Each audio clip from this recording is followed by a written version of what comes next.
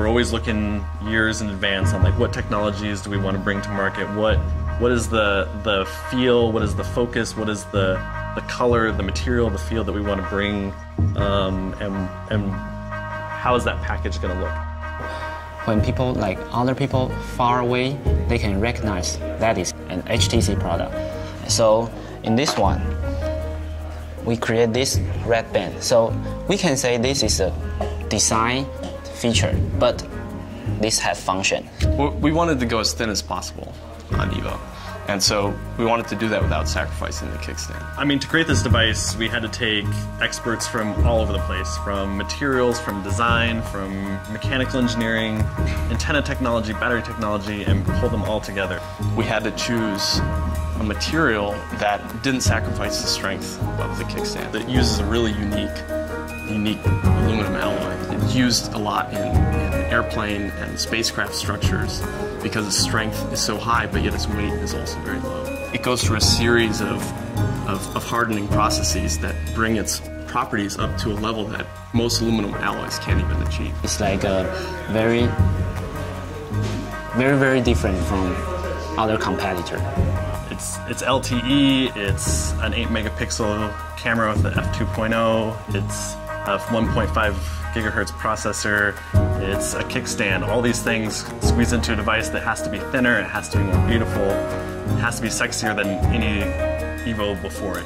One of the interesting effects we wanted to achieve was a soft touch finish. This warm, velvety, soft touch feel as opposed to a harder, rougher, cold metal feel. We feel that the way a product feels is just as important as the way it looks. Effectively, there's two steps to creating this soft touch effect. The first one is what we call blasting, where they actually blast the aluminum with different types of media. It could be grit or sand or metal beads of different sizes, and that creates a texture on the part. It's blasted at high pressure onto the part. And the second process was the chemical etching process. And if you imagine these sharp peaks on the surface, the chemical etching process was just taking off the top peaks, and that's what was really creating that nice soft touch feel. So we created something that we think is new to the industry without having to include painting or coating. We wanted to create a hairline finish on this edge. So the first step is machining the edge and then polishing.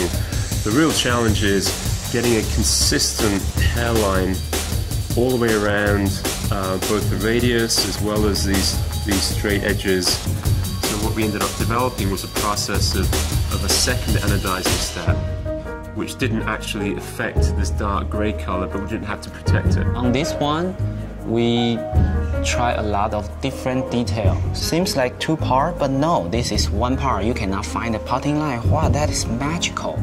There's so much that goes into these devices. It takes a ton of people and a lot of work to get every little detail just right.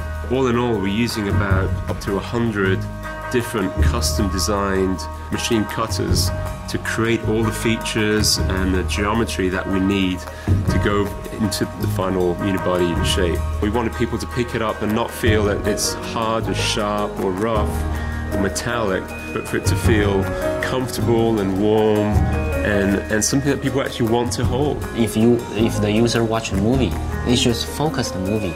Your device just become quiet. Extra attention to detail at each of the component levels results in a much better designed product at the end of the day that people notice.